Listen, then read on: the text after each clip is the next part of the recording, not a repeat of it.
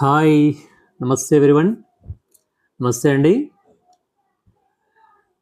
Today we are discussing about very important topic in class 11 atomic structure నమస్తే అండి class 11లో ఉన్నటువంటి కొన్ని important టాపిక్స్ని మనం ఈరోజు కవర్ చేద్దాం. ఇది క్లాస్ 11 ఐపీతో పాటుగా మీ objective exams either NEET or JEE mains దేనికైనా ఉండొచ్చు. వీటికి మీకు చాలా ఉపయోగపడుతుంది. చాలా ఇంపార్టెంట్ టాపిక్స్ అన్ని నేను చాప్టర్లో కవర్ చేస్తాను. ఈ చిన్న వీడియోలో జాగ్రత్తగా అబ్జర్వ్ చేయండి. ఇందులో మనం first of all atomic structure అనగానే జాన్ డాల్టన్ గురించి మాట్లాడుకోవాలా. What is meant by atom? Atom means nothing but the non divisible particle is consider has atom. So ఇక్కడ డివైడ్ చేయడానికి అవకాశం లేనటువంటి చిన్న యూనిట్ని ఆటమ్ అనాలని చెప్పేసి జాన్ డాల్టన్ అనేటువంటి సైంటిస్ట్ చెప్తాడు. సో జాన్ డాల్టన్ కాన్సెప్ట్ ప్రకారం matter is consisting large amount of or more number of particles which is nothing but atom.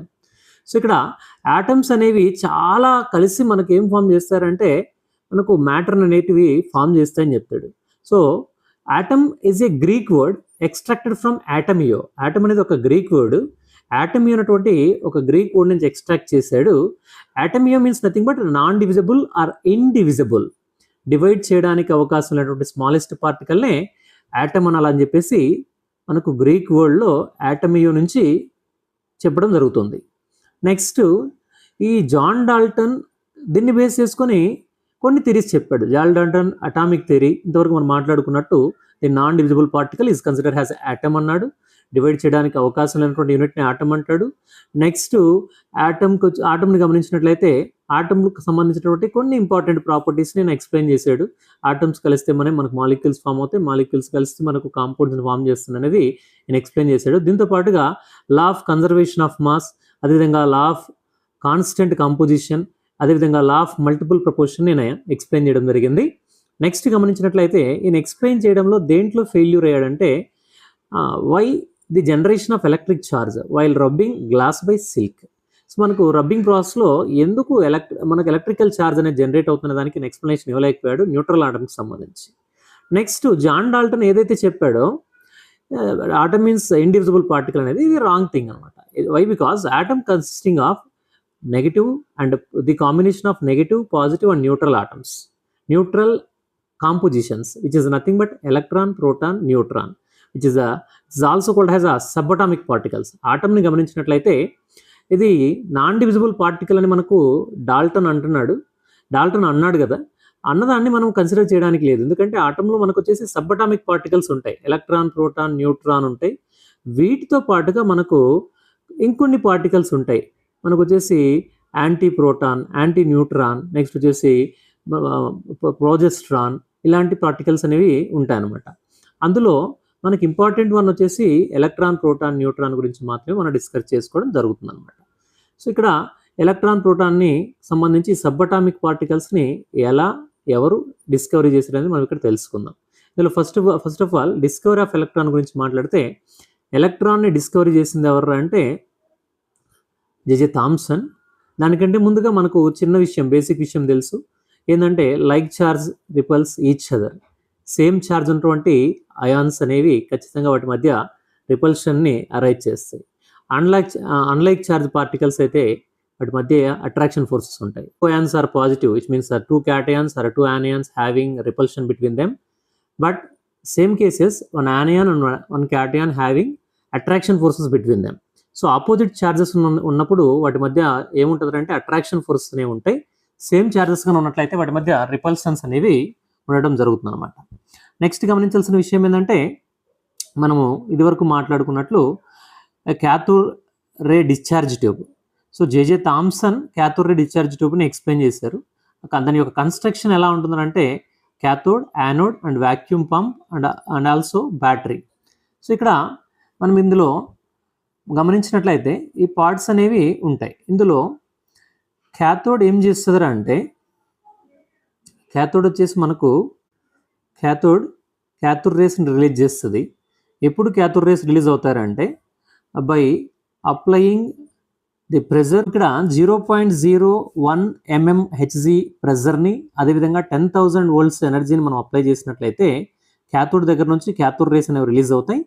Release అయినటువంటి రేస్ అనేవి క్యాథోడ్ నుంచి యానోడ్ వైపుకి మూవ్ అవుతాయి. So cathode rays releases from cathode and moves towards the anode. ఇక్కడ in the absence of electric and magnetic field cathode rays moves straight line and also they are invisible rays. వీటికి సంబంధించి కాస్త ఈ J J Thomson చేసినటువంటి ఎక్స్పెరిమెంట్ని కాస్త modify చేశారు అనమాట. Modify చేసి బ్యాక్ సైడ్ ఒక జింక్ సల్ఫేట్ స్క్రీన్ని ఇన్సర్ట్ చేశారు. ఈ జింక్ సల్ఫేట్ స్క్రీన్ ఇన్సర్ట్ చేయడం వల్ల ఏం జరుగుతుందంటే మనకు క్యాథోడ్ రేస్ యొక్క మూమెంట్ని మనం క్లియర్గా అబ్జర్వ్ చేస్తాం. క్యాథోడ్ రేస్ అనేవి ఎలక్ట్రిక్ అండ్ మ్యాగ్నెటిక్ ఫీల్డ్ లేనప్పుడు స్ట్రైట్గా ఈ విధంగా మూవ్ అవుతున్నాయి. ఎప్పుడైతే మనం ఎలక్ట్రిక్ అండ్ మ్యాగ్నెటిక్ ఫీల్డ్ని ఇక్కడ అప్లై చేశారో, అప్లై చేసినప్పుడు ఏమవుతుందంటే they are reflected towards the positive charge వైపుకి ఇవి డిఫ్లెక్ట్ అవుతున్నాయి అనమాట. నెక్స్ట్ గమనించాల్సింది ఏంటంటే మనకి ఇక్కడ క్యాథోడ్ రేస్ని గమనించినట్లయితే క్యాథోడ్ రేస్ అనేవి క్యాథోడ్ దగ్గర రిలీజ్ అయ్యి యానోడ్ వైపుకి వెళ్తున్నాయి. అంటే యానోడ్కి పాజిటివ్ ఛార్జ్ ఉందంటే సో క్యాథోడ్ రేస్ పైన ఏం ఛార్జ్ ఉంటుంది అంటే నెగటివ్ ఛార్జ్ ఉంటుంది. కాబట్టి ఇవి పాజిటివ్ ఛార్జ్ని అట్రాక్ట్ చేస్తున్నాయి. ఈ క్యాథోడ్ రేస్ని ఎలక్ట్రాన్స్ అంటారు. ఎలక్ట్రాన్స్కి క్యాథోడ్ రేస్కి ఎలక్ట్రాన్స్ అని పేరు పెట్టినటువంటి వ్యక్తి ఎవరు అంటే stony. The name electron was suggested by cathode race by stony. Stony అనేటువంటి ఆయన క్యాథోడ్ రేస్కి ఎలక్ట్రాన్స్ అని పేరు ఇచ్చాడు అనమాట. జేజే థామ్సన్స్ ఎక్స్పెరిమెంట్ తర్వాత రీకన్స్ట్రక్ట్ చేసి యానోడ్ గురించి కూడా మాట్లాడతాం అనమాట. యానోడ్ని ఎవరు ఐడెంటిఫై చేశారు, నెక్స్ట్ అట్లనే యానోడ్ రేస్ని ఎవరు ఐడెంటిఫై చేశారు అనేటువంటి ఇన్ఫర్మేషన్ తెలియజేస్తాం. నెక్స్ట్ ములికన్ ఆయిల్డ్రోప్ మెథడ్ ద్వారా ఎలక్ట్రాన్ యొక్క ఛార్జ్ని క్యాలిక్యులేట్ చేస్తాం. ఎలక్ట్రాన్ యొక్క ఛార్జ్ ఎంత అంటే -1.6022 × 10⁻⁻19 కూలుమ్స్గా రాస్తాం. నెక్స్ట్ గమనించాల్సిన విషయం ఏంటంటే ఎలక్ట్రాన్ యొక్క E/m రేషియో వాల్యూస్. ఇక్కడ E/m రేషియో వాల్యూ 1.758820 × 10⁻11 కూలుమ్ పర్ కేజీగా రాస్తాం. నెక్స్ట్ అట్లనే ఎలక్ట్రాన్ యొక్క E/m రేషియోని మన కన్వర్షన్స్ అనేవి ఉన్నాయి. అట్లనే ఎలక్ట్రాన్, ప్రోటాన్, న్యూట్రాన్స్ కూడా క్యాలిక్యులేట్ చేస్తాం. Discovery of neutron and proton గమనించినట్లయితే ప్రోటాన్ యొక్క డిస్కవరీ గమనించినట్లయితే సో ప్రోటాన్ యొక్క డిస్కవరీని సేమ్ క్యాథోడ్ రే డిశ్చార్జ్ ట్యూబ్ని రీకన్స్ట్రక్ట్ చేశారు. ఇక్కడ ఏం జరుగుతుందంటే some rays are releases from anode దగ్గర నుంచి కొన్ని రేస్ అనేవి రిలీజ్ అవుతున్నాయి. ఈ రిలీజ్ అటువంటి రేస్ని యానోడ్ రేస్ లేదా కెనాల్ రేస్ అంటారు. ఈ యానోడ్ రేస్ అనేవి యానోడ్ వైపు రిలీజ్ అయ్యి యానోడ్ నుంచి ఎక్కడికి వెళ్తున్నారంటే క్యాథోడ్ వైపుకి వెళ్తున్నాయి. కాబట్టి ఈ రేస్ని ఏమన్నారంటే ప్రోటాన్స్ అన్నారు. ప్రోటాన్స్ని ఐడెంటిఫై చేసింది వచ్చేసి గోల్డ్ స్టెయిన్.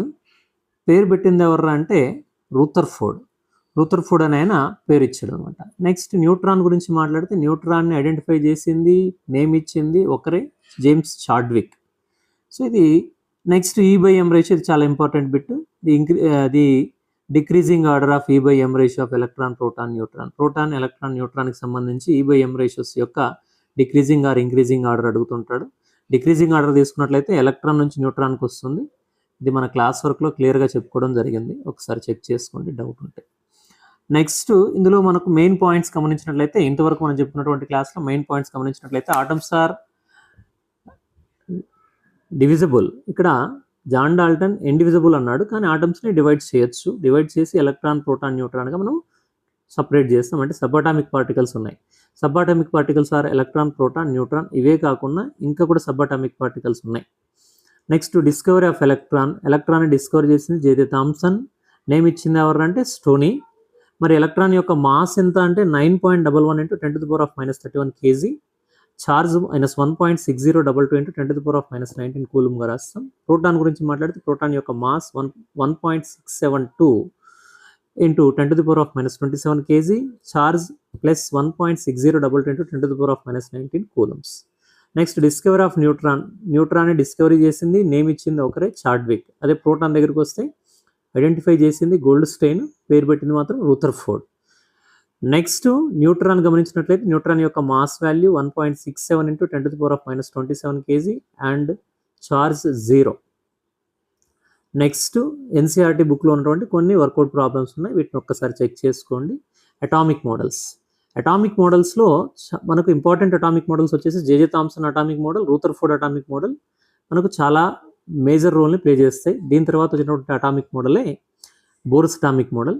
సో ఇక్కడ ఈ అటామిక్ మోడల్స్లో Rutherford atomic model, J J Thomson atomic మోడల్ని బేస్ చేసుకుని మనకు అటామిక్ నెంబర్ అంటే ఏంటి, మాస్ నెంబర్ అంటే ఏంటి, ఐసోటోప్స్, ఐసోబార్స్, ఐసోటోన్స్, వీటికి సంబంధించిన కంప్లీట్ ఇన్ఫర్మేషన్ తెలుసుకుంటాం.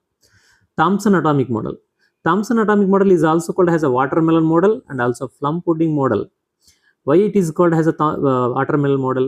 Thomson assuming that atom exists in the form of watermelon, like seeds, electrons, and the remaining fibrous part is considered as a positive charge. He is assuming that the total positive charge is uniformly distributed in atom. So it is a 100% failure concept. So Thomson model ni enduku manamu watermelon మోడల్గా consider చేశారంటే ఈయన seeds ఏ విధంగా అయితే locate అయి ఉంటాయో ఆ విధంగా మనకు ఆ సీడ్స్ ఏ విధంగా లొకేట్ అయి ఉన్నాయో ఆ విధంగా వచ్చేసి మనకు ఎలక్ట్రాన్స్ అనేవి లొకేట్ అయి ఉంటాయి. రిమైనింగ్ పాజిటివ్ ఛార్జ్ ఏదైతే ఉందో positive charge remaining positive part ఏదైతే ఉందో ఆ పార్ట్ మొత్తం కూడా దేనికి యాక్ట్ అవుతుందంటే ఫైబ్రస్ పార్ట్ ఏదైతే ఉందో ఈ ఫైబ్రస్ పార్ట్ మొత్తం వచ్చేసి పాజిటివ్ ఛార్జ్గా ఈయన కన్సిడర్ చేశాడు. సో ఇది ఫెయిల్యూర్ కాన్సెప్ట్. మనకు ఈ విధంగా అయితే ఆటంలో పార్టికల్స్ అనేవి అరేంజ్ అయిండవు అనమాట.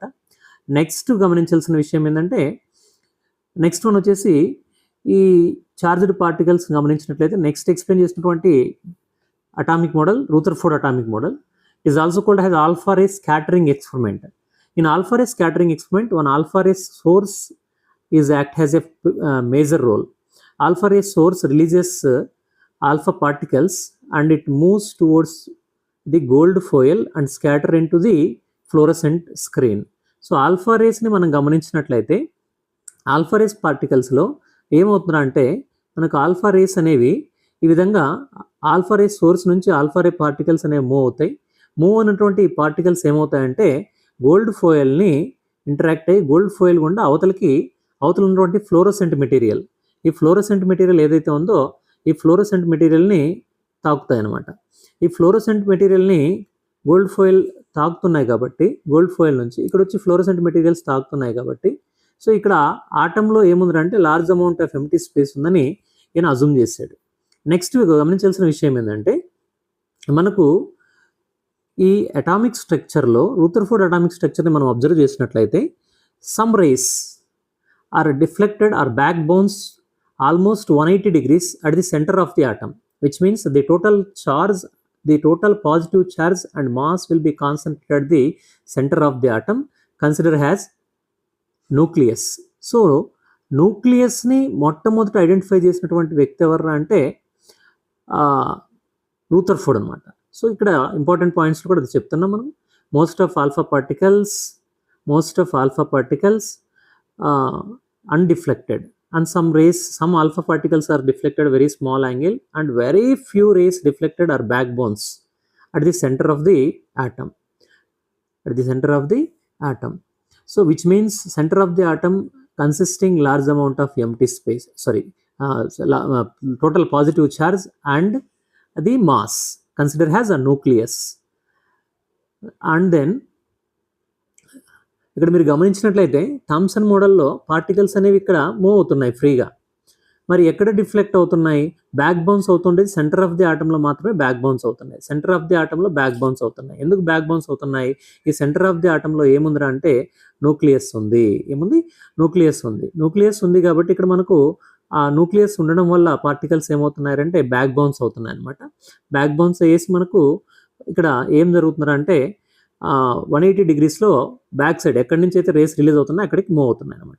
సో ఇక్కడ మనకు రూథర్ఫోర్డ్ ఏమంటాడంటే total positive charge and mass will be located at the center of the atom is considered as nucleus.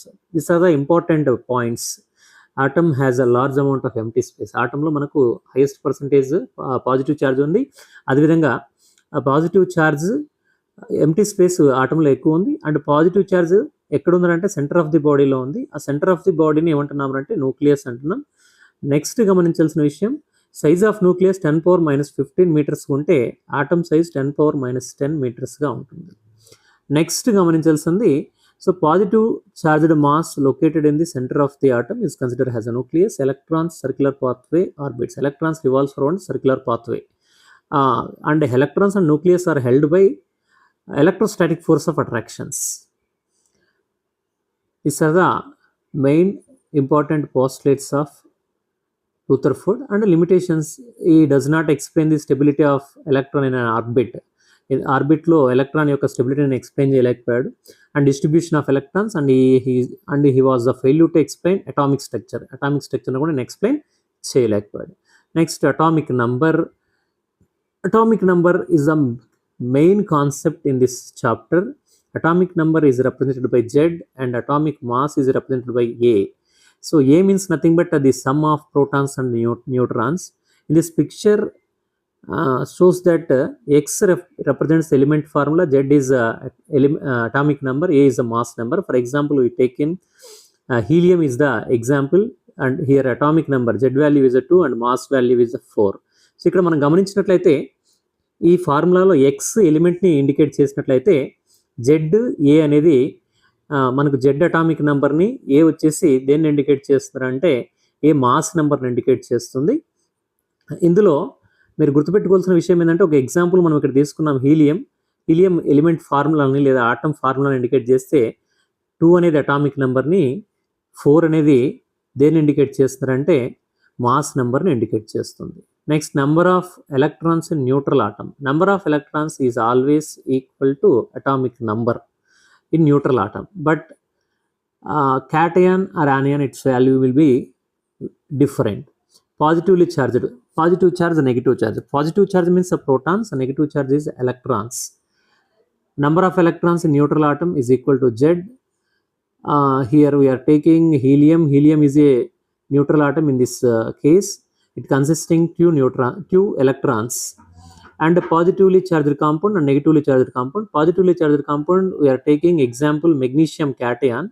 So in this case, a number of protons is greater than compared to number of electrons. So number of electrons is equal to Z minus charge. Here Z value is a 12 and the charge is a 2. We get the number of electrons is equal to 10.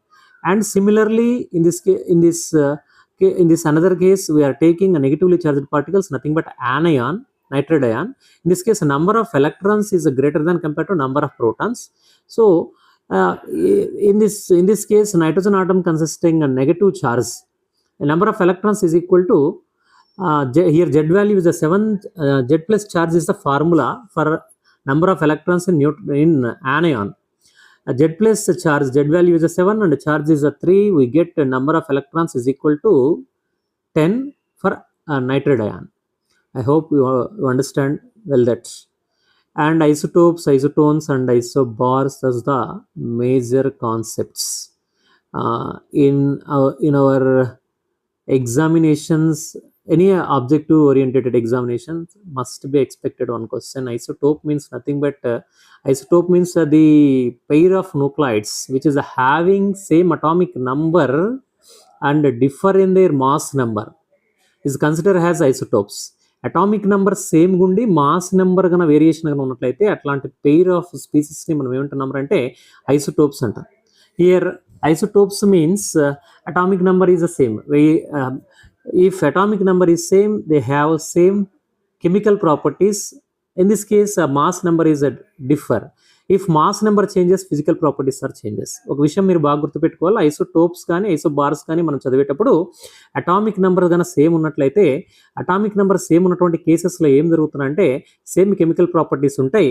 Mass number మారుతుంది కాబట్టి mass number కన్నా మారిందనుకోండి physical properties మారుతాయి. Isotopes అన్నప్పుడు chemical properties same ఉండి physical properties మారుతాయి. అదే isotones దగ్గరికి వస్తే ఏమవుతుంది, isotones means nothing but the nuclides which is having different atomic number and same mass number. So almost the same mass number. Isotones means same number of neutrons, different atomic number and different mass number. Isotopes lo different atomic number, different mass number untadi, same number of neutrons untayi. Ikkada chemical properties gaani physical properties gaani same undavu.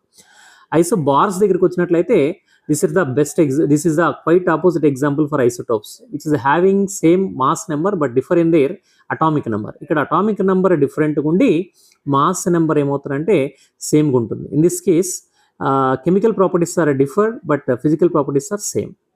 And then these are some exemplar questions. You just pause on the video, just check it once, you get better idea.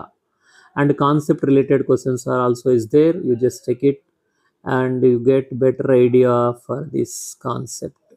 And these are the main summary for the last session. Thomson model is also called as watermelon model, Rutherford model, alpha particle scattering experiment, atomic number equal to number of protons in the nucleus of an atom, number of electrons in a neutral atom. Mass number means number of protons plus number of neutrons, isotopes equal number of protons, isotones equal number of neutrons, and isobar same atomic mass. Some exemplar problems, NCERT book related exemplar problems I just mentioned here. You just check it once, you get better score in your board exams. And this is the major concept we will discuss another session. I hope you enjoyed this video. Thank you so much for watching this video. మీకు ఈ session నచ్చింది అనుకుంటున్నాను. మీకు ఒకవేళ ఈ session నచ్చినట్లయితే మీ friends and family members ఎవరైతే chemistry చదువుతున్నారో ఆ పిల్లలకి దీన్ని మీరు ఫార్వర్డ్ చేసినట్లయితే వాళ్ళకి బాగా ఉపయోగపడుతుంది. Thank you so much.